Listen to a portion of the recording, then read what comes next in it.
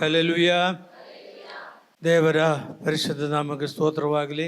ಇವತ್ತಿನ ದೇವರ ವಾಕ್ಯಕ್ಕೋಸ್ಕರ ಜೆರೆಮೀಯನಿಗೆ ಬರೆದ ಪ್ರವಾದನೆ ಗ್ರಂಥ 33ನೇ ಅಧ್ಯಾಯ 3ನೇ ವಾಕ್ಯ. ನನ್ನನ್ನು ಕೇಳಿಕೋ, ನನ್ನನ್ನು ಕೇಳಿಕೋ, ನಾನು ನಿನಗೆ ಸದುತ್ತರವನ್ನು ದಯಪಾಲಿಸಿ, ನಾನು ನಿನಗೆ ಸದುತ್ತರವನ್ನು ದಯಪಾಲಿಸಿ, ನಿನಗೆ ತಿಳಿಯದ ನಿಮಗೆ ತಿಳಿಯದ ಮಹತ್ತಾದ ಗೂಢಾರ್ಥಗಳನ್ನು ಗೋಚರಪಡಿಸುವೆನು. ಹಲ್ಲೆಲೂಯಾ. ನನ್ನನ್ನು ಕೇಳಿಕೋ, ನಾನು ನಿಮಗೆ ಸದುತ್ತರವನ್ನು ದಯಪಾಲಿಸ್ತೀವಿ. ಹಲ್ಲೆಲೂಯಾ.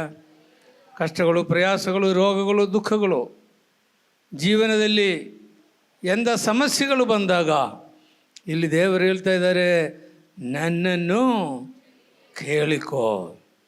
ಈ ಲೋಕದಲ್ಲಿ ನೀವು ಯಾರಿಗೂ ಕೇಳಿದ್ರೆ ಏನು ಸಮಸ್ಯೆ ಪರಿಹಾರ ಆಗಲ್ಲ. ಹಲ್ಲೆಲೂಯಾ. ಲೋಕದಲ್ಲಿ ಯಾರು ಕೇಳಿದ್ರೂ ಸಮಸ್ಯೆ ಪರಿಹಾರ ಆಗದಲ್ಲೇ ಇರ್ಬೋದು. ಕೆಲವು ಟೈಮ್ನಲ್ಲಿ ದೇವರೇ ನಿಮಗೆ ನೆರವಾಗ್ತಾರೆ. ಹಲ್ಲೆಲೂಯಾ. ಅದರಿಂದ ಯಾರಿಗೆ ಕೇಳ್ಕೋಬೇಕು? ದೇವರಿಗೆ ಕೇಳ್ಕೋಬೇಕು. ಮೊದಲನೇದಾಗಿ ನಾವು ದೇವರಿಗೆ ಏನು ಕೇಳ್ಕೋಬೇಕು? ನಾವು ನೋಡ್ತೀವಿ ಲೂಕನ ಬರೆದ ಸುವಾರ್ತೆ 18ನೇ ಅಧ್ಯಾಯ 10ನೇ ವಾಕ್ಯದಿಂದ 14ನೇ ವಾಕ್ಯ ತನಕ ನಾವು ಓದುವಾಗ ಅಲ್ಲಿ ಇಬ್ಬರು ದೇವರಿಗೆ ಕೇಳ್ಕೊಳ್ತಾ ಇದ್ದಾರೆ. ಏನಂದರೆ ಪ್ರಾರ್ಥನೆ ಮೂಲಕವಾಗಿ ಇಬ್ಬರು ಕೇಳ್ತಾ ಇದ್ದಾನೆ. ಒಬ್ಬನು ಫರಿಸಾಯನು, ಮತ್ತೊಬ್ಬನು ಶುಂಗದವನು. ದೇವರಿಗೆ ಕೇಳ್ತಾ ಇದ್ದಾರೆ. ಸ್ವಲ್ಪ ವಾಕ್ಯವನ್ನು ಕೇಳ್ಕೊಳ್ಳೋಣ ನಾವು. ಅದೇನೆಂದರೆ, ಪ್ರಾರ್ಥನೆ ಮಾಡಬೇಕೆಂದು ಇಬ್ಬರು ಮನುಷ್ಯರು ದೇವಾಲಯಕ್ಕೆ ಹೋದರು. ಒಬ್ಬನು ಫರಿಸಾಯನು, ಒಬ್ಬನು ಸುಂಕದವನು. ಫರಿಸಾಯನು ನಿಂತುಕೊಂಡು ಪ್ರಾರ್ಥಿಸುವಾಗ ತನ್ನೊಳಗೆ, ದೇವರೇ, ಸುಲುಕೊಳ್ಳುವವರು ಅನ್ಯಾಯಗಾರರು, ಹಾದರ ಮಾಡುವವರು ಆಗಿರುವ ಉಳಿದ ಜನರಂತೆ ನಾನಲ್ಲ, ಈ ಸುಂಕದವನಂತೆಯೂ ಅಲ್ಲ. ಆದ್ರಿಂದ ನಿನಗೆ ಸ್ತೋತ್ರ ಮಾಡುತ್ತೇನೆ. ವಾರಕ್ಕೆ 2 ಆವರ್ತಿ ಉಪವಾಸ ಮಾಡುತ್ತೇನೆ. ಎರಡಾವರ್ತಿ ಉಪವಾಸ ಮಾಡುತ್ತೇನೆ. ನಾನು ಸಂಪಾದಿಸುವ ಎಲ್ಲದರಲ್ಲಿಯೂ 10ರಲ್ಲಿ ಪಾಲು ಕೊಡುತ್ತೇನೆ ಎಂದು ದಶಮ ಭಾಗವನ್ನು ಕೊಡುತ್ತೇನೆ. ಹಲ್ಲೆಲೂಯಾ. ದೇವರು ಕೇಳಿದ್ರೆ ಈ ಪ್ರಾರ್ಥನೆ ಸ್ವಾರ್ಥದಲ್ಲಿರುವ ಒಂದು ಪ್ರಾರ್ಥನೆ. ಅವನೇನು ಹೇಳ್ತಾನೆ? ಫರಿಸಾಯನು ನಿಂತುಕೊಂಡು ಪ್ರಾರ್ಥಿಸುವಾಗ ತನ್ನೊಳಗೆ, ಯಾರೊಳಗೆ? ದೇವರಿಗೆ ಪ್ರಾರ್ಥನೆ ಮಾಡಬೇಕು. ಇವನು ತನ್ನೊಳಗೆ ಹೇಳ್ತಾ ಇದ್ದಾನೆ. ಏನು ಹೇಳ್ತಾ ಇದ್ದಾನೆ? ದೇವರೇ, ಸುಲುಕೊಳ್ಳುವವರು ಅನ್ಯಾಯಗಾರರು, ಹಾದರ ಮಾಡುವವರು ಆಗಿರುವ ಉಳಿದ ಜನರಂತೆ ನಾನಲ್ಲ. ಅವರಂಗಲ್ಲ, ಇವರಂಗಲ್ಲ, ನಾನು ಸಾಚ. ಯಾರಾದರೂ ಸಾಚ ಇದ್ದಾರೇನ್ರಿ ಪ್ರಪಂಚದಲ್ಲಿ? ಯಾರನ್ನ ಇದ್ದಾರಾ? ಎಲ್ಲರೂ ಪಾಪ ಮಾಡಿ ದೇವರ ಮಹಿಮೆಯನ್ನು ಕಳ್ಕೊಂಡಿದ್ದಾನೆ. ಇವನೇನು ಮಾಡ್ತಾ ಇದ್ದಾನೆ? ನೀತೀಕರಿಸ್ತಾ ಇದ್ದಾನೆ. ನಾನು ಅವರಂಗಲ್ಲ, ಇವರಂಗಲ್ಲ, ಅವರು ಸರಿ ಇಲ್ಲ, ಇವರು ಸರಿ ಇಲ್ಲ, ನಾನು ದಶಮ ಭಾಗ ಕೊಡ್ತೀನಿ, ವಾರಕ್ಕೆ 2 ಸರ್ತಿ ಉಪವಾಸ ಮಾಡ್ತೀನಿ, ನಾನು ಅವನಂಗಲ್ಲ. ಅದು ಮತ್ತೇನು ಹೇಳ್ತಾನೆ ಗೊತ್ತಾ? ಇನ್ನೊಬ್ಬರು ಪ್ರಾರ್ಥನೆ ಮಾಡೋಕ್ಕೆ ಬಂದಿದ್ರಿ, ಶುಂಕದವನು ಡೈರೆಕ್ಟಾಗಿ ಅವನಿಗೆ ಹೇಳ್ತಾನೆ, ಇವನಂತ ಕೂಡ ಅಲ್ಲ ಅಂತ ಹೇಳ್ತಾ ಇದ್ದಾನೆ. ಯಾರಂಗೆಲ್ಲ? ಈ ಶುಂಕದವನಂದೇ ಅಲ್ಲ. ಆ ಶುಂಕದವನು ಅದನ್ನೆಲ್ಲ ಕೇಳಿಕೊಂಡು ಕ್ಷಮಿಸ್ಕೊಂಡು ಇದ್ದ. ಬೇರೆ ಯಾರಾದರೂ ಆದರೆ ಸಿಟ್ಟು ಬರ್ತಿದ್ದ. ಶುಂಕದವನಿಗೆ ಯಾವ ಸಿಟ್ಟು ಬರಲಿಲ್ಲ. ಅವನು ಏನಂತ ಪ್ರಾರ್ಥನೆ ಮಾಡ್ತಾ ಇದ್ದ ನೋಡ್ರಿ?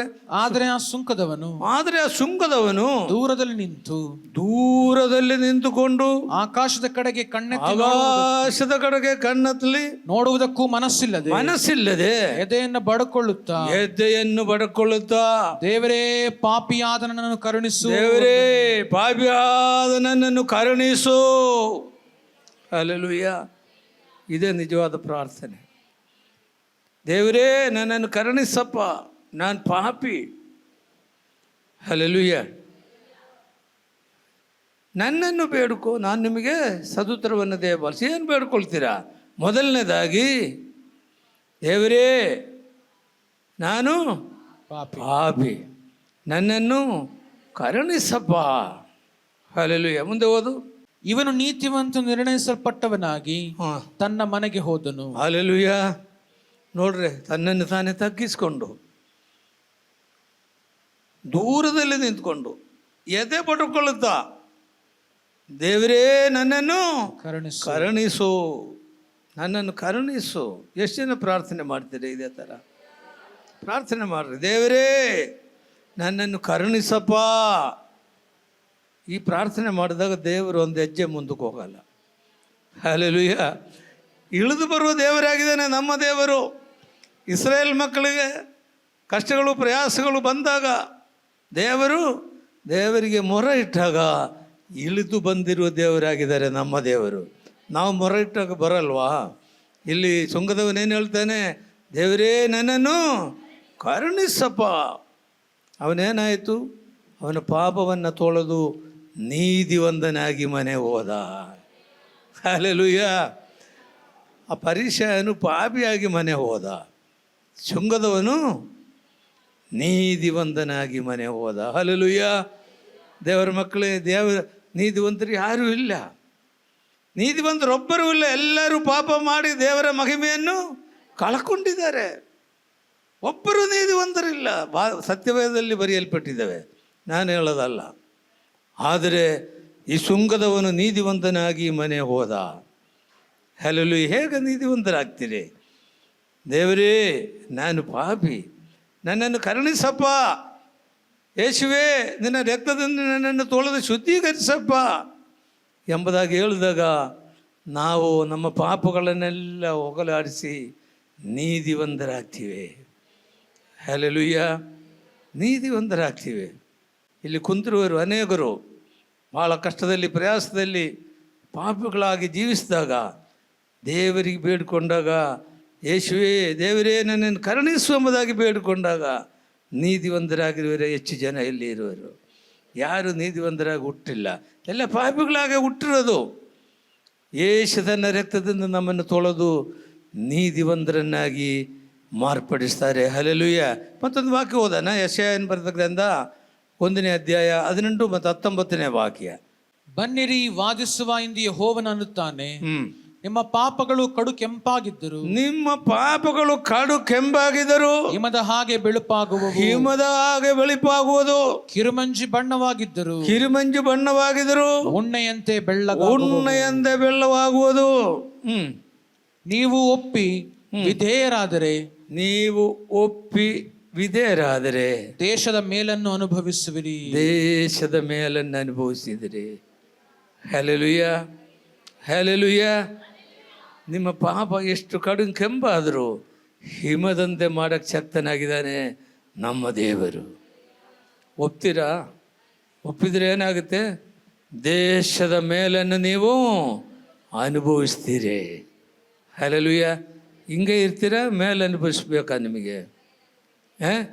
ಎಷ್ಟು ಜನ ದೇವರು ಮೇಲಕ್ಕೆ ತರಬೇಕು ಅಂತ ಆಸೆ ಪಡ್ತಾ ಇದ್ದಾರೆ? ಹಲ್ಲೆಲೂಯ. ಎಲ್ಲಿ ಹೇಳ್ತಾ ಇದ್ದಾನೆ? ನೀವು ಒಪ್ಪಿ ವಿಧೇಯರಾದರೆ ದೇಶದ ಮೇಲನ್ನು ಅನುಭವಿಸುವೆ. ಹಲ್ಲೆಲೂಯ. ಒಪ್ಪದೆ ಹೋದ್ರೆ ಏನಾಗುತ್ತೆ ಗೊತ್ತಾ? ನೋಡ್ರಿ, ಒಪ್ಪದೆ ಹೋದ್ರೆ ಏನಾಗುತ್ತೆ? ತಿರುಗಿ ಬಿದ್ದರೆ, ಒಪ್ಪದೆ ತಿರುಗಿ ಬಿದ್ದರೆ ಕತ್ತಿಯ ಬಾಯಿಗೆ ತುತ್ತಾಗುವಿರಿ. ಹಲ್ಲೆಲೂಯ. ಕತ್ತಿಯ ಬಾಯಿಗೆ ತುತ್ತಾಗುವಿರಿ. ತುತ್ತಾಗಿದೆ. ಯಾರು ಹೇಳಿದ್ದಾರೆ? ಈ ಮಾತು ಯೆಹೋವನೇ ನುಡಿದದ್ದು. ಈ ಮಾತು ಯೆಹೋವನೇ ನುಡಿದದ್ದು. ನಾನು ಹೇಳ್ತಾ ಇಲ್ಲ. ಯಾರು ಹೇಳ್ತಾ ಇದ್ದಾರೆ? ದೇವರು ಹೇಳ್ತಾ ಇದ್ದಾರೆ. ಹಲ್ಲೆಲೂಯ. ಹಾಗಾದರೆ ನಾವು ದೇವರಿಗೆ ಏನು ಬೇಡ್ಕೋಬೇಕು? ಮೊದಲನೇದಾಗಿ ದೇವರೇ ನನ್ನನ್ನು ಕರುಣಿಸಪ್ಪ, ನನ್ನ ಪಾಪಗಳನ್ನೆಲ್ಲ ತೊಳೆಯಪ್ಪ, ನಮ್ಮನ್ನು ನೀತಿವಂತರನ್ನಾಗಿ ಮಾರ್ಪಡಿಸಪ್ಪ ಎಂಬುದಾಗಿ ನಾವು ಮೊದಲನೇದಾಗಿ ಬೇಡ್ಕೋಬೇಕು. ಎರಡನೇದಾಗಿ ಏನು ಬೇಡ್ಕೋಬೇಕು ನೋಡ್ರಿ. ಆದಿಕಾಂಡ 21ನೇ ಅಧ್ಯಾಯ 14ರಿಂದ 19ನೇ ವಾಕ್ಯ ತನಕ ನಾವು ನೋಡ್ಕೊಳ್ಳೋಣ. ಮಾರನೇ ದಿನ ಬೆಳಗ್ಗೆ ಅಬ್ರಹಾಮನು ಎದ್ದು ಹಾಗರಳಿಗೆ ಬುತ್ತಿಯನ್ನ ಅವನು ತಿತ್ತಿ ತಣ್ಣೀರನ್ನ ಕೊಟ್ಟು ಅವಳ ಹೆಗಲಿನ ಮೇಲೆ ಇಟ್ಟು ಮಗುವನ್ನು ಒಪ್ಪಿಸಿ ಕಳುಹಿಸಿಬಿಟ್ಟನು. ಅವಳು ಹೊರಟು ಬೇರ್ಷೆಬದ ಕಾಡಿನಲ್ಲಿ ಅಲಿಯುತ್ತಿದ್ದಳು. ತಿತ್ತಿಯಲ್ಲಿದ್ದ ನೀರು ಮುಗಿದ ಮೇಲೆ ಅವಳು ಮಗುವನ್ನ ಒಂದು ಗಿಡದ ನೆರಳಿನಲ್ಲಿ ಹಾಕಿ ಮಗು ಸಾಯುವುದನ್ನು ನೋಡಲಾರದು ಎಂದುಕೊಂಡು ಬಿಲ್ಲಸ್ಸಿಗೆ ದೂರ ಹೋಗಿ ಅವನೆದುರಾಗಿ ಕೂತುಕೊಂಡು ಗಟ್ಟಿಯಾಗಿ ಅತ್ತಳು. ಹಲ್ಲೆಲೂಯ. ಏನಕ್ಕೋತ್ರ ಹಚ್ತಾರೆ? ಅಬ್ರಹಾಮನು ದಾಸಿಯಾದ ಹಾಗರನ್ನು ಏನು ಕೊಟ್ಟ? ಒಂದು ತುತ್ತಿ ತಣ್ಣೀರು ಕೊಟ್ಟರು, ಆಮೇಲೆ ಒಂದು ಬುತ್ತಿನೂ ಕೊಟ್ಟರು. ಅದೇನು ಕಮ್ಮಿ ಏನಿರಲಿಲ್ಲ, ಯಾಕಂದರೆ ಹೆಗಲ ಮೇಲೆ ಇಟ್ಟು ಕೊಟ್ರಂದೆ. ಸ್ವಲ್ಪ ವಜಾ ಇರಬೇಕು ಇಲ್ವಾ? ಇವಳು ಓಡಾಡಿ ಎಲ್ಲೋದ್ರು ಗೊತ್ತಾ? ಬೇರ್ಷೆಬಾದ ಕಾಡು. ಬೇರ್ಷೆಬಾ ಅರಣ್ಯ ಅಂದರೆ ಮರುಭೂಮಿ. ಅಲ್ಲಿ ನೀರು ಸಿಕ್ಕಲ್ಲ, ನೀರಿಲ್ಲ ಒಂದು ಜಾಗ. ಅಲ್ಲಿಗೆ ಹೋದರು. ಏನು ಬುದ್ಧಿನೂ ಖಾಲಿ ಆಯಿತು, ನೀರನ್ನು ಖಾಲಿ ಆಯಿತು. ಮಗು ಸಾಯಷ್ಟು ಪರಿಸ್ಥಿತಿ ಎಲ್ಲ ಆಯಿತು. ಮಗುವನ್ನೊಂದು ಗಿಡದ ಕೆಳಗಡೆ ಮಲಗಿಸಿ ಅವಳು ದೂರ ಹೋಗಿ, ಅಂಬು ಬಿಲ್ಲಿ ನೋಡಿದೆಯಲ್ಲ, ಒಂದು ಅಂಬಷ್ಟು ದೂರ ಅಂದರೆ ಸುಮಾರು ಒಂದು 10 ಮೀಟ್ರ್ ಇರ್ಬೋದು, 10-20 ಮೀಟ್ರ್ ಇರ್ಬೋದು. ಅಷ್ಟು ದೂರದಿಂದ ಹೋಗಿ ನಿಂತ್ಕೊಂಡು ಮಗುಗೆ ಏನಾಗುತ್ತೆ ಅಂತ ನೋಡಿಕೊಂಡು ಜೋರಾಗಿ ದೇವಳಿಗೆ ಅಳುತ್ತಾ ಇದ್ದಾರೆ. ಹಲ್ಲೆಲೂಯಾ. ಏನು ಮಾಡ್ತಾ ಇದ್ದಾರೆ? ಗಟ್ಟಿಯಾಗಿ ಅಳುತ್ತಾ ಇದ್ದಾರೆ. ನಮ್ಮ ವಾಕ್ಯವೇನು? ನನ್ನನ್ನು ಕೇಳಿಕೋ, ನನ್ನನ್ನು ಕೇಳ್ಕೋ, ನಾನು ನಿಮಗೆ ಸದುತ್ತರವನ್ನು ದಯಪಾಲಿಸ್ತೀವಿ. ಇವಳು ಯಾವಾಗ ಗಟ್ಟಿಯಾಗಿ ಕೂಗಿದ್ರು, ಆ ಮಗು ಕೂಡ ಕೂಗಿದ್ರೆ ಅಂದೆ. ಕೆಳಗಡೆ ನೋಡು, ಆ ಹುಡುಗನ ಮೊರೆಯು ದೇವರಿಗೆ ಕೇಳಿಸಿತು. ಅವನು ಮಲಗಿಸಿದ್ರು ಕೂಡ ಅವನು ದೇವರಿಗೆ ಮೊರೆ ಇಡ್ತಾ ಇದ್ದಾರೆ. ದೇವರೇ, ನನ್ನನ್ನು ರಕ್ಷಿಸಪ್ಪ, ನನಗೆ ಕುಡಿಯೋಕ್ಕೆ ನೀರಿಲ್ಲ, ನಾನು ಸಾಯ ಪರಿಸ್ಥಿತಿಯಲ್ಲಿ ಬಂದಿದೆ ಎಂಬುದಾಗಿ ಮಗು ಕೂಡ ಜೋರಾಗಿ ಅಳುತ್ತಾಗ ಏನಾಯಿತು ನೋಡು? ದೇವದೂತನು ಆಕಾಶದಿಂದ ಹಾಗರಳನ್ನು ಕರೆದು ಹಾಗರಳೇ ನಿನಗೇನಾಯಿತು? ಅಂಜಬೇಡ. ಆ ಹುಡುಗನು ಬಿದ್ದಿರುವ ಸ್ಥಳದಿಂದಲೇ ಅವನ ಶಬ್ದವು ದೇವರಿಗೆ ಕೇಳಿಸಿತು. ದೇವರ ಮಕ್ಕಳೇ, ನಿಮ್ಮ ಶಬ್ದ ಯಾರಿಗೆ ಕೇಳಿಸ್ತದೆ? ದೇವರಿಗೆ ಕೇಳಿಸ್ತದೆ. ಸುಮ್ಮನೆ ಕಷ್ಟ ಬಂದಾಗ ಎಲ್ಲರನ್ನು ಶಪಿಸಿ ಏನಾಯ್ತಪ್ಪ ಈ ಜೀವನ ಯಾತಕ್ಕೆ ಅಂತೇಳಿ ಶಪಿಸ್ಕೊಂಡು ಜೀವನ ಮಾಡೋದಲ್ಲ. ಯಾರಿಗೆ ಕೇಳಬೇಕು? ದೇವರಿಗೆ ಕೇಳಬೇಕು. ಇಲ್ಲಿ ದೇವದೂತರು ಹೇಳ್ತಾರೆ, ಆ ಹುಡುಗನ ಮೊರೆಯು ದೇವರಿಗೆ ಕೇಳಿಸಿತು. ಹಲ್ಲೆಲೂಯಾ. ಕಷ್ಟಗಳು ಪ್ರಯಾಸಗಳು ಬಂದಾಗ ಯಾರು ಕೇಳಬೇಕ್ರಿ? ದೇವರಿಗೆ ಕೇಳಬೇಕು. ಹಲ್ಲೆಲೂಯಾ. ದೇವರಿಗೆ ಕೇಳಿದಾಗ ದೇವರು ಏನು ಮಾಡಿದ್ರು ನೋಡು ಕೆಳಗಡೆ? ನೀನೆದ್ದು ಅವನನ್ನು ಎತ್ತಿಕೊಂಡು ಕೈ ಬಿಡದೇ ಇರು. ಅವನನ್ನು ದೊಡ್ಡ ಜನಾಂಗವಾಗುವಂತೆ ಮಾಡುವಂತೆ ಹೇಳಿದನು. ಇದಲ್ಲದೆ ದೇವರು ಅವಳ ಕಣ್ಣನ್ನು ತೆರೆದಿದ್ದರಿಂದ ಅವಳ ನೀರಿನ ಬಾವಿಯನ್ನ ಕಂಡು ತಿತ್ತಿಯಲ್ಲಿ ನೀರನ್ನು ತುಂಬಿಸಿಕೊಂಡು ಹುಡುಗನಿಗೆ ಕುಡಿಸಿದನು. ಹಲ್ಲೆಲೂಯಾ. ನೀರಿಲ್ಲದಲೇ ಜೀವನ ಮಾಡೋಕ್ಕೆ ಸಾಧ್ಯವಿಲ್ಲರಿ. ನೀರಿಲ್ಲದಲೇ ಜೀವನ ಮಾಡೋಕ್ಕೆ ಸಾಧ್ಯವಿಲ್ಲ. ಊಟ ಇಲ್ಲದಲೇ ಬೇಕಾದ್ರೆ 1-2 ದಿವಸ ಇರ್ಬೋದು, ಇಲ್ಲ 1-3 ದಿವಸ ಇರ್ಬೋದು. ನೀರಿಲ್ಲದಲೇ ಇರೋಕ್ಕೆ ಸಾಧ್ಯನಾ? ನೀರಿಲ್ಲದಲೇ ಇರೋಕ್ಕೆ ಸಾಧ್ಯ ಇಲ್ಲ. ಹಲ್ಲೆಲೂಯಾ. ಇಲ್ಲಿ ಹುಡುಗನು ಮತ್ತು ಅವನ ತಾಯಿ ನೀರಿಗೋಸ್ಕರ ದೇವರಿಗೆ ಮೊರೆ ಇಟ್ಟಳು. ದೇವರೇನು ಮಾಡಿದರು? ನೀರನ್ನು ಕೊಟ್ಟನು. ಸಾಯುವ ಸಂದರ್ಭದಲ್ಲಿ ನೀರನ್ನು ಕೊಟ್ಟಿರುವ ದೇವರು. ನೀವೇನಕ್ಕೋಸ್ಕರ ಮೊರೆ ಇಡ್ತೀರಿ ನೋಡ್ರಿ? ಏನಕ್ಕೋಸ್ಕರ ಮೊರೆ ಇಡಬೇಕಂದ್ರೆ ಯೋಹಾನ 7:37-39 ತನಕ ಓದಿ ನೋಡ್ರಿ. ಆ ಜಾತ್ರೆಯ ಮಹಾದಿವಸದ ಕಡೆಯ ದಿನದಲ್ಲಿ ಯೇಸು ನಿಂತುಕೊಂಡು ಯಾವನಿಗಾದ್ರೂ ನೀರಡಕೆಯಾಗಿದ್ದರೆ ನನ್ನ ಬಳಿಗೆ ಬಂದು ಕುಡಿಯಲೇ. ನನ್ನನ್ನು ನಂಬಿರುವ ಹೊಟ್ಟೆಯೊಳಗಿಂದ ಶಾಸ್ತ್ರವು ಹೇಳಿದ ಪ್ರಕಾರ ಜೀವಕರವಾದ ನೀರಿನ ಹೊಳೆಗಳು ನೀರಿನ ಹೊಳೆಯನ್ನು ಹರಿಯುವುದು. ಹಲ್ಲೆಲೂಯಾ. ನೀರಿಗೋಸ್ಕರ ಬೇಡ್ಕೊಳ್ರಿ. ಎಂದ ನೀರ್ರಿ ಇದು? ಪವಿತ್ರಾತ್ಮನ ಅಭಿಷೇಕ. ಕೆಳಗಡೆ ನೋಡಿ ಏನು ಬರ್ದಾರಿಂದ ಎಂದ ನೀರನ್ನು ಬರ್ದಾರ ನೋಡು. ಇದನ್ನು ಯೇಸು ತನ್ನನ್ನು ನಂಬಿದವರು ಇದನ್ನ ಯೇಸು ತನ್ನ ನಂಬಿದವರನ್ನ ಹೊಂದಲಿರುವ ಪವಿತ್ರಾತ್ಮ ವರವನ್ನ ಕುರಿತು ಹೇಳಿದರು. ಪವಿತ್ರಾತ್ಮನ ವರವನ್ನು ಕುರಿತು ಹೇಳಿದರು. ದೇವರ ಮಕ್ಕಳ, ಇವತ್ತು ಪವಿತ್ರಾತ್ಮನ ವರ ಹೊಂದ್ಕೊಂಡು ಹೋಗ್ಬೇಕು ನೀವು. ದೇವರು ಕೊಡ್ತಾನೆ, ಬಾಯಾರಿದವರಿಗೆ ದೇವರು ಕೊಡ್ತಾನೆ. ಹಲ್ಲೆಲೂಯಾ. ನನಗೆ ಬೇಕು, ನನಗೆ ಬಾಯಾರ್ತದೆ, ನನಗೆ ನೀರು ಬೇಕು. ಪವಿತ್ರಾತ್ಮನ ಅಭಿಷೇಕ ನನಗೆ ಬೇಕು. ಎಷ್ಟು ಜನ ಕೇಳ್ತೀರಾ ಇದನ್ನು? ದೇವರು ನಿಮಗೆ ಕೊಡ್ತಾನೆ. ಹಲ್ಲೆಲೂಯ. ನಂಬಿದವರ ಹೊಟ್ಟೆ ಒಳಗಡೆಯಿಂದ ಜೀವಕರವಾದ ನೀರು. ಹಲ್ಲೆಲೂಯ. ಈ ನೀರು ಕುಡಿದ್ರೆ ಎಂದಿಗೂ ಸಾಯೋದಿಲ್ರಿ. ಹಲ್ಲೆಲೂಯ. ಸಮರ್ಯ ಹೆಂಗಸಿಗೆ ಯೇಸು ಸ್ವಾಮಿ ನೀರನ್ನು ಕೇಳಿದರು. ಇಲ್ಲ, ನೀರನ್ನು ಕೇಳಿದರು. ಅವಳು, ಸ್ವಾಮಿ ನೀನು ಯೆಹೂದ್ಯನು, ನಾನು ಸಮರ್ಯದವಳು, ನನಗೆ ನೀರು ಕೇಳ್ತೀರ? ಮಾತಕ್ಕೆ ಬಂದು ಯೇಸು ಸ್ವಾಮಿ ಏನಂದ್ರು ಗೊತ್ತಾ? ನಾನು ಕುಡಿಯುವ ನೀರನ್ನು ಕುಡಿದ್ರೆ ನಿನಗೆ ಬಾಯಾರಿಕೆ, ಎಂದಿಗೂ ನೀರಡಿಕೆ ಆಗುವುದಿಲ್ಲ. ಎಂದಿಗೂ ನಿನಗೆ ಬಾಯಾರಿಕೆ ಆಗೋದಿಲ್ಲ. ಹಲ್ಲೆಲೂಯ. ಜೀವಕರವಾದ ನೀರು ಕೊಂದ್ಕೊಳ್ತೀರಾ? ಜೀವಕರವಾದ ನೀರು. ಹಲ್ಲೆಲೂಯ. ಈ ನೀರಿಗೋಸ್ಕರ ಬೇಡ್ಕೊಳ್ತೀರಾ? ಸ್ತೋತ್ರ ಕರ್ತನೆ. ಮತ್ತೊಂದು ವಿಷಯ ಏನಕ್ಕೋಸ್ಕರ ನಾವು ಬೇಡ್ಕೋಬೇಕು? ಲೂಕನ ಸುವಾರ್ತೆ 18ನೇ ಅಧ್ಯಾಯ 35ರಿಂದ ಕೆಲವು ವಾಕ್ಯಗಳನ್ನು ಓದ್ಕೊಳ್ಳೋಣ.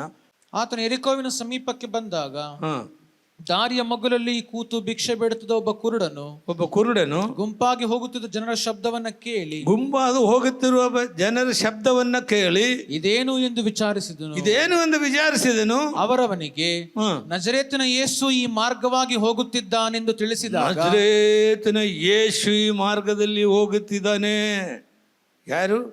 ಒಬ್ಬನಿಗೆ 2 ಕಣ್ಣು ಇಲ್ಲ, ಕೆಲಸ ಏನು? ಭಿಕ್ಷೆ ಬೇಡೋದು. ಅವನಿಗೂ ಆಸೆ ಇದೆ. ಭಿಕ್ಷೆ ಬೇಡೋರಿಗೆ ಆಸೆ ಇಲ್ಲ ಅಂತ ತಿಳ್ಕೊಂಡ್ರ? ಅವನಿಗೂ ಆಸೆ ಇದೆ. ನನಗೆ 2 ಕಣ್ಣು ಬಂದರೆ ನಾನೇನು ಭಿಕ್ಷೆ ಬಾಡೋದು ಬೇಕಾಗಲ್ಲ. ಹಲ್ಲೆಲೂಯ.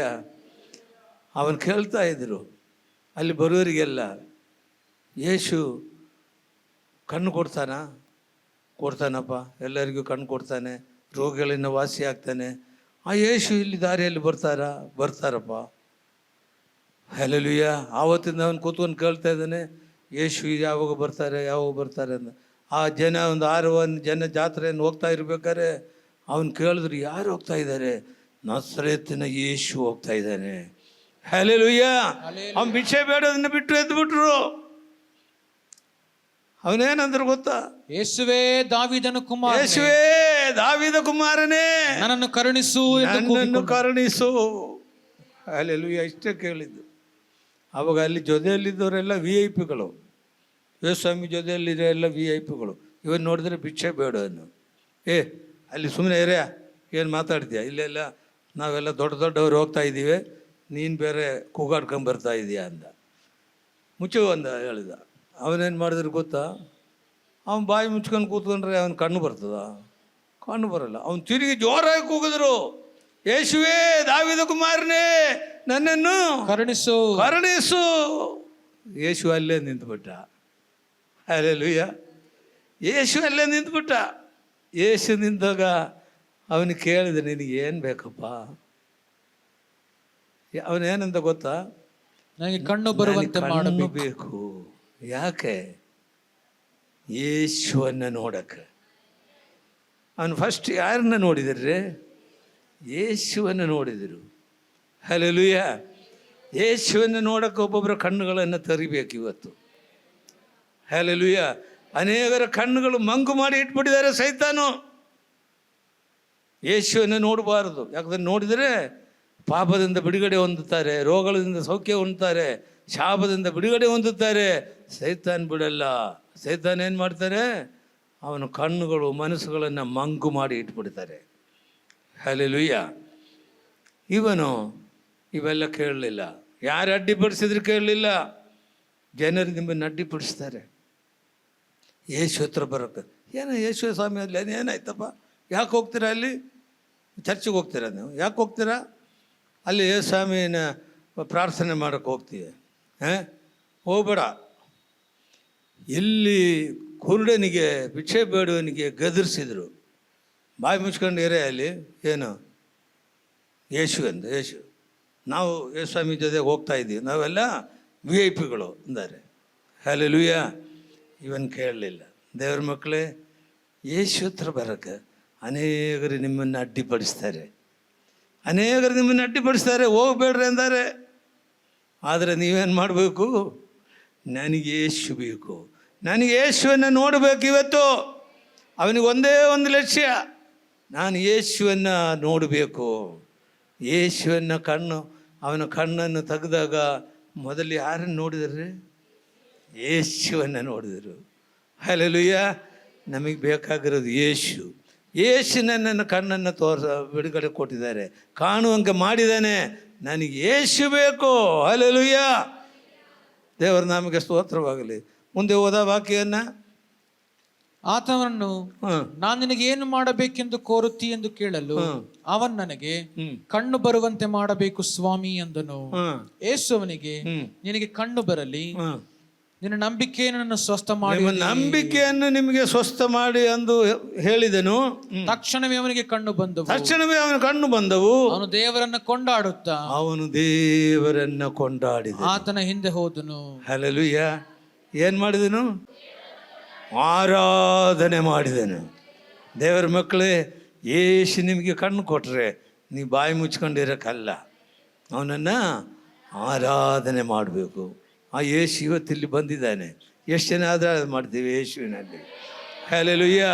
ನೀನು ಆರಾಧನೆ ಮಾಡಿದರೆ ಯೇಸು ದೇವರು ನಮ್ಮ ಮಧ್ಯದಲ್ಲಿ ಬರುತ್ತಾನೆ. ಹಲ್ಲೆಲೂಯ. ದೇವರ ನಮಗೆ ಸ್ತೋತ್ರವಾಗಲಿ. ಮತ್ತೊಂದು ವಾಕ್ಯ ಕೂಡ ನಾವು ಓದಿ ನಿಲ್ಸೋಣ. ಮಾರ್ಕನ ಬರೆದ ಸುವಾರ್ತೆ 5ನೇ ಅಧ್ಯಾಯ 5ನೇ ವಾಕ್ಯವನ್ನು ನಾವು ನೋಡ್ಕೊಳ್ಳೋಣ. ಅವನು ನಿತ್ಯ ರಾತ್ರಿ ಹಗಲು ಸಮಾಧಿಯ ಗವಿಗಳಲ್ಲಿಯೂ ಗುಡ್ಡಗಳಲ್ಲಿಯೂ ಆರ್ಭಟಿಸುತ್ತಾ ಕಲ್ಲುಗಳನ್ನು ತನ್ನನ್ನು ಕಡಿದುಕೊಳ್ಳುತ್ತಾ ಇದ್ದನು. ಅವನು ಯೇಸುವನ್ನು ದೂರದಿಂದ ಕಂಡು ಓಡಿ ಬಂದು ಆತನಿಗೆ ಅಡ್ಡ ಬಿದ್ದು ಮಹಾಶಬ್ದದಿಂದ ಆರ್ಭಟಿಸಿ ಯೇಸುವೇ ಪರಾತ್ಪರನಾದ ದೇವರ ಮಗನೇ ನನ್ನ ಗೊಡವೆ ನಿನಗೆ ಏಕೆ? ಹಲ್ಲೆಲೂಯ.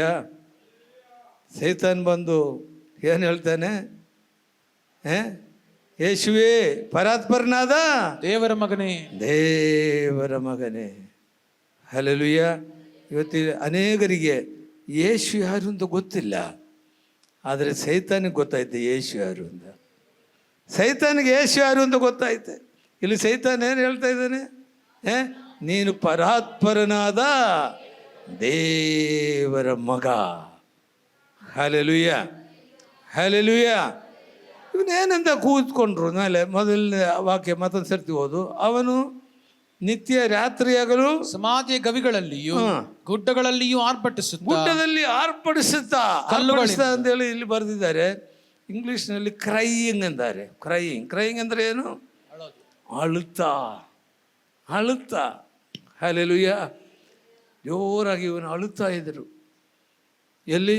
ಸಮಾಧಿಗಳ ಗವಿಯಲ್ಲಿ. ಇವನ ಅಳುವನ್ನು ಯೇಸು ಸ್ವಾಮಿ ಕೇಳಿತು. ಯೇಸು ಸ್ವಾಮಿ ಎಲ್ಲಿದ್ದರು ಗೊತ್ತಾ? ಗಲೀಲ ಸಮುದ್ರದ ಆಚೆ ದಡದಲ್ಲಿದ್ದರು. ಎಲ್ಲಿದ್ದರು?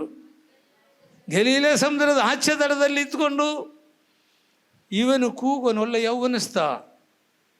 ಯೌವನಸ್ಥ ಮೆಂಟಲಾಗ್ಬಿಟ್ಟಿದ್ದೇವೆ. ಮನೆಯಿಂದ ಹೊರಗೆ ಹಾಕಿದ್ದಾರೆ, ಮನೆಯಲ್ಲಿ ಇರಲ್ಲ. ದೇಶದಲ್ಲಿ ಇವ್ರನ್ನ ನೋಡಿದರೆ ಇವರನ್ನ ಎದುರ್ತಾರೆ. ಕಬ್ಬಣದ ಸರಪಣಿ ಹಾಕಿದ್ರೆ ಮುರಿದು ಬಿಡ್ತಾನೆ ಇವನಲ್ಲಿ ಸೈತಾನ್ ಸೇರ್ಕೊಂಡಿದ್ದಾವೆ. ಹಲ್ಲೆಲೂಯ. ಸೈತಾನ್ ಸೇರ್ಕೊಂಡಿದ್ದಾವೆ. ಸೈತಾನ್ ಏನಕ್ಕೆ ಬರ್ತಾರೆ? ಹಾಳು ಮಾಡುವುದಕ್ಕೂ ಕೊಲ್ಲುವುದಕ್ಕೂ ಬರ್ತಾನೆ. ದೇವರ ಮಕ್ಕಳೇ, ಇದು ಅರ್ಥ ಮಾಡ್ಕೋಬೇಕು. ಸೈತಾನ್ ಏನಕ್ಕೆ ಬರ್ತಾನೆ ಎಂಬುದಾಗಿ. ಸೈತಾನ್ ನಿನ್ನನ್ನು ಹಾಳು ಮಾಡ್ತಾನೆ, ಸೈತಾನ್ ನಿನ್ನನ್ನು ಕೊಲ್ಲುತ್ತಾನೆ. ನಾನು ಹೇಳ್ತಾ ಇಲ್ಲ, ವಾಕ್ಯದಲ್ಲಿರೋದು. ಸೈತಾನ ಹಾಳು ಮಾಡೋದಕ್ಕೂ ಕೊಲ್ಲೋದಕ್ಕೂ ಬರ್ತಾನೆ. ಅನೇಕರನ್ನು ಕೊಂದಿರೋ ಚರಿತ್ರೆ ಬೈಬಲ್ನಲ್ಲಿ ಇದ್ದಾವೆ. ಸೈತಾನನ್ನು ಬಿಟ್ಕೋಬೇಡ. ಅದಕ್ಕೇನು ಮಾಡಬೇಕು? ಯಾಕೋಬ 4:7 ಏನು ಬರ್ದಿದ್ದಾವೆ? ದೇವರಿಗೆ ಒಳಗಾಗಿರ್ರಿ, ಸೈತಾನನ್ನು ಗೆದರಿಸಿದ್ರೆ ಆಗ ಅದು ನಿಮ್ಮನ್ನ ಬಿಟ್ಟು ಓಡಿ ಹೋಗುವುದು. ನಡ್ಕೊಂಡು ಹೋಗಲ್ಲ, ಓಡೋಗ್ತಾವನ್ನ ಸೈತಾನ. ಗೆದರಿಸ್ಬೇಕು, ತೊಲಗು ಸೈತಾನೆ ಅಂತೇಳಿ. ನಿನಗೆ ನಮ್ಮ ಮೇಲೆ ಏನು ಅಧಿಕಾರ? ನಿನಗೆ ನನ್ನಲ್ಲಿ ಯಾರಿದ್ದಾರೆ? ಯೇಸು ಇದ್ದಾನೆ. ಹಲ್ಲೆಲೂಯ. ಗೆದರಿಸ್ಬಿಡ್ಬೇಕು ಸೈತಾನ. ಯಾಕಂದರೆ ಹಾಳು ಮಾಡೋದಕ್ಕೂ ಕೊಲ್ಲೋದಕ್ಕೂ ಬರ್ತಾನೆ. ಈ ಯೌವನಸ್ಥನನ್ನು ಸೈತಾನು ಕೊಲ್ಲಕ್ಕೆ ಪ್ಲ್ಯಾನ್ ಮಾಡಿದರು. ಸೈತಾನು ಕೊಲ್ಲಕ್ಕೆ ಪ್ಲ್ಯಾನ್ ಮಾಡಿದರು. ಏನು ಮಾಡಿದ್ದು ಗೊತ್ತಾ? ಇವನಲ್ಲಿ ಸುಮಾರು 2,000 ಮೇಲೆ ದೆವ್ವಗಳನ್ನು ಹೊಕ್ಕೊಂಡು ಇವನನ್ನು ಗಲೀಲ ಸಮುದ್ರದಲ್ಲಿ ತಳ್ಳಿಬಿಟ್ಟು ಇವನನ್ನು ಸಾಯಿಸಬೇಕು ಅಂತೇಳಿ ಸೈತಾನ್ ಪ್ಲ್ಯಾನ್ ಮಾಡಿದ. ಗಲೀಲ ಸಮುದ್ರದ ಆಚೆ ನಿಂತ್ಕೊಂಡು ಯೇಸುವಿನ ಕೂಗನ್ನು ಕೇಳಿದರು. ಇವನಿಗೆ ಒಬ್ಬನಿಗೋಸ್ಕರ ಯೇಸು ಈಚೆದಡಕ್ಕೆ ಬಂದರು. ಹಲ್ಲೆಲೂಯ. ಬಂದು ಅವನ ದೆವ್ವಗಳನ್ನು ಬಿಡಿಸಿದನು. ಹಲ್ಲೆಲೂಯ. ಇವನಿಗೊಬ್ಬನಿಗೋಸ್ಕರ. ಯಾಕಂದರೆ ಯೇಸು ಸ್ವಾಮಿ ಬರೋದು ತಡವಾಗಿದ್ರೆ ಇವನು ಗಲೀಲ ಸಮುದ್ರದಲ್ಲಿ ಬಿದ್ದು ಸಾಯ್ತಾನೆ. ಯಾಕೆ ಸಾಯ್ತಾನೆ ಅಂತ ಹೇಳಿದ್ದು ಗೊತ್ತಾ ನಿಮಗೆ? ಇವನಲ್ಲಿದ್ದು ದೆವ್ವ ಹಂದಿಗಳಿನ ಮೇಲೆ ಸೇರಿಕೊಂಡ್ರು. ಹಲ್ಲೆಲೂಯ. 2,000 ಹಂದಿಗಳು ನೀರಿನಲ್ಲಿ ಬಿದ್ದು ಸತ್ತೋಯ್ತು. ದೆವ್ವ ಏನಕ್ಕೆ ಬರ್ತಾನೆ? ಕೊಲ್ಲೋದಕ್ಕೆ ಬರ್ತಾನೆ, ಹಾಳು ಮಾಡೋದಕ್ಕೆ ಬರ್ತಾನೆ. ನಮ್ಮ ವಿಷಯ ಏನು ಗೊತ್ತಾ? ನನ್ನನ್ನು ಕೇಳಿಕೋ, ನಾನು ನಿಮಗೆ ಸದುತ್ತರವನ್ನು ದಯಪಾಲಿಸ್ತೇನೆ. ಹಲ್ಲೆಲೂಯ.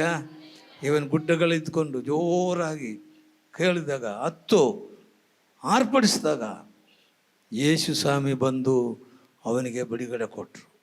ಯೇಸು ಸರ್ವಶಕ್ತನಾದ ದೇವರು. ನಿಮ್ಮ ಕಷ್ಟಗಳು, ಪ್ರಯಾಸಗಳಲ್ಲಿ, ರೋಗದಲ್ಲಿ, ದುಃಖದಲ್ಲಿ, ಸಮಸ್ಯೆಗಳಲ್ಲಿ, ಸಾಲದ ಬಾಧಗಳಲ್ಲಿ ನೀವು ನರಳಾಡ್ತಾ ಇದ್ದೀರಿ. ನಿಮಗೆ ಈ ಪ್ರಪಂಚದಲ್ಲಿ ಯಾರು ಬಿಡುಗಡಕ್ಕೂ ಸಾಧ್ಯವಿಲ್ಲ. ಹಲ್ಲೆಲೂಯ. ಯೇಸುವನ್ನು ಬೇಡಿಕೊಳ್ಳ್ರಿ, ನನ್ನನ್ನು ಕೇಳ್ಕೊ, ನಾನು ನಿಮಗೆ ಸದುತ್ತರವನ್ನು ದಯಪಾಲಿಸ್ತೀವಿ. ಹಲ್ಲೆಲೂಯ. ಎಷ್ಟು ಜನ ಕೇಳ್ತೀರಿ ಯೇಸುವಿಗೆ? ಕಷ್ಟಗಳು, ಪ್ರಯಾಸಗಳು ಬಂದಾಗ ಅವ್ರ ಇವ್ರ ಹೇಳ್ಕೊಂಡು ತಿರುಗಾಡೋದಲ್ಲ, ಪಕ್ಕದ ಮನೆಯವ್ರಿಗೆ ಹೇಳೋದಲ್ಲ, ನಮ್ಮ ಫ್ರೆಂಡ್ಸ್ಗಳಿಗೆ ಹೇಳಿದ್ರು ಯಾರೂ ಉಪಯೋಗ ಇಲ್ಲ. ಹಲ್ಲೆಲೂಯ. ಯಾರಿಗೆ ಹೇಳಬೇಕು? ದೇವರಿಗೆ ಹೇಳಬೇಕು. ದೇವರು ಹೇಳ್ತಾ ಇದ್ದಾರೆ, ನನ್ನನ್ನು ಕೇಳ್ಕೋ, ನಾನು ನಿಮಗೆ ಸದುತ್ತರವನ್ನು ದಯಪಾಲಿಸ್ತೀವಿ. ಈ ಪ್ರಪಂಚದಲ್ಲಿ ಯಾರು ನಿಮಗೆ ಸಹಾಯ ಮಾಡಲ್ರಿ. ಹಲ್ಲೆಲೂಯ. ಒಂದು ವೇಳೆ ತಂದೆ ತಾಯಿಗಳು ಸಹಾಯ ಮಾಡದಲ್ಲೇ ಇರ್ಬೋದು, ಅಣ್ಣ ತಮ್ಮದರು ಸಹಾಯ ಮಾಡದಲ್ಲೇ ಇರ್ಬೋದು, ಆದರೆ ನಿಮಗೆ ಸಹಾಯ ಮಾಡೋನು ಒಬ್ಬನಿದ್ದಾನೆ, ಅದು ಯೇಸು ಒಬ್ಬನೇ. ಆ ಯೇಸುವಿನ ಮೇಲೆ ನಂಬಿಕೆ ಇಡ್ರಿ. ಯೇಸು ನಿಮಗೆ ಬಿಡುಗಡೆ ಕೊಡ್ತಾನೆ. ಯೇಸು ನಿಮ್ಮ ಎಲ್ಲ ಸಮಸ್ಯೆಗಳಿಂದ ಬಿಡುಗಡೆ ಕೊಡ್ತಾನೆ, ರೋಗದಿಂದ ಬಿಡುಗಡೆ ಕೊಡ್ತಾನೆ, ಶಾಪದಿಂದ ಬಿಡುಗಡೆ ಕೊಡ್ತಾನೆ. ಎಲ್ಲ ಕಷ್ಟಗಳು, ಪ್ರಯಾಸಗಳಿಂದ ಯೇಸು ನಿಮಗೆ ಬಿಡುಗಡೆ ಕೊಡಿದ್ದಾನೆ. ಆ ಯೇಸುವಿನ ಮೇಲೆ ನಂಬಿಕೆ ಇಡ್ರಿ. ನಾವು ಪ್ರಾರ್ಥನೆ ಮಾಡೋಣ. ಹಲ್ಲೆಲೂಯ. ಸ್ತೋತ್ರ ಕರ್ತನೆ. ನಮ್ಮನ್ನು ಬಹಳವಾಗಿ ಪ್ರೀತಿ ಮಾಡುವ ಸ್ವರ್ಗೀಯ ತಂದೆಯಾದ ದೇವರೇ, ನನ್ನನ್ನು ಬೇಡಿಕೋ, ನಾನು ನಿಮಗೆ ಸದುತ್ತರವನ್ನು ದಯಪಾಲಿಸ್ತೀವಿ ಎಂಬುದಾಗಿ ನಿನ್ನ ವಾಕ್ಯದಲ್ಲಿ ಉಂಟಲ್ಲ ಕರ್ತನೆ. ಹಲ್ಲೆಲೂಯ. ನಾವು ನಿಮ್ಮನ್ನು ಬೇಡ್ಕೊಳ್ತಾ ಇದ್ದೀನಪ್ಪ. ಆ ಶೃಂಗದವನು ಹೇಳಿದಂಗೆ ಹಲ್ಲೆಲೂಯ, ಅವನು ಎದೆಯನ್ನು ಪಡ್ಕೊಳ್ತಾ ಅವನು ಪ್ರಾರ್ಥನೆ ಮಾಡಿದ್ರಲ್ಲಪ್ಪ ಕರ್ತನೆ. ನೀನು ವಾಕ್ಯದಲ್ಲಿ ಎಷ್ಟೋ ಜನಕ್ಕೆ ನೀನು ಬಿಡುಗಡೆ ಕೊಟ್ಟಿದ್ದೀಯಲ್ಲಪ್ಪ ಕರ್ತನೆ. ಈ ವಾಕ್ಯವನ್ನು ಕೇಳುವ ಪ್ರತಿಯೊಬ್ಬರ ಮೇಲೆ ನೀನು ಕರುಣೆ ತೋರಪ್ಪ, ಕರುಣೆ ತೋರು ಕರ್ತನೆ. ನೀನು ಬಿಡುಗಡೆ ನಾಯಕನು, ನೀನು ಸರ್ವಶಕ್ತನಾದ ದೇವರು ಕರ್ತನೆ. ನನ್ನ ಹತ್ರ ಬರುವವರನ್ನ ಎಂದಿಗೂ ನೀನು ತಳ್ಳಿ ಬಿಡೋದಿಲ್ಲ ಎಂಬುದಾಗಿ ನಿನ್ನ ವಾಕ್ಯದಲ್ಲಿ ಉಂಡಲ್ಲ ಕರ್ತನೆ. ನೀನೆಂದಿಗೂ ತಳ್ಳಿ ಬಿಡುವ ದೇವರಲ್ಲಪ್ಪ ಕರ್ತನೆ. ಹಲ್ಲೆಲೂಯ. ಆ ಬೆರ್ತಲೋಮಾಯಿ ಜೋರಾಗಿ ಕೂಗಿದಾಗ ನೀನು ಅಲ್ಲೇ ನಿಂತರಲ್ಲಪ್ಪ, ಅವನ ಕಣ್ಣನ್ನು ಕೊಟ್ಟರಲ್ಲಪ್ಪ ಕರ್ತನೆ. ನೀನು ನೋಡೋದಕ್ಕೋಸ್ಕರ ಇವತ್ತು ಅನೇಕರ ಕಣ್ಣುಗಳನ್ನು ನೀನು ತರಿಯಪ್ಪ. ಅನೇಕರ ಕಣ್ಣುಗಳು ಸೈತಾನು ಮಂಗು ಮಾಡಿ ಇಟ್ಟಿದ್ದಾರಲ್ಲಪ್ಪ, ಅನೇಕರ ಕಣ್ಣುಗಳನ್ನು ತರಿಯಪ್ಪ ಕರ್ತನೆ. ಪ್ರಾರ್ಥನೆ ಕೇಳಿದಕ್ಕೋಸ್ಕರ ಸ್ತೋತ್ರ. ಯೇಸು ಕ್ರಿಸ್ತನ ನಾಮದಲ್ಲಿ ಬೇಡ್ತೀವಿ ತಂದೆಯೇ, ಆಮೇನ್. ಈ ಕಾರ್ಯಕ್ರಮವು church of god full gospel church Chitradurga ವತಿಯಿಂದ ಪ್ರಸಾರವಾಯಿತು.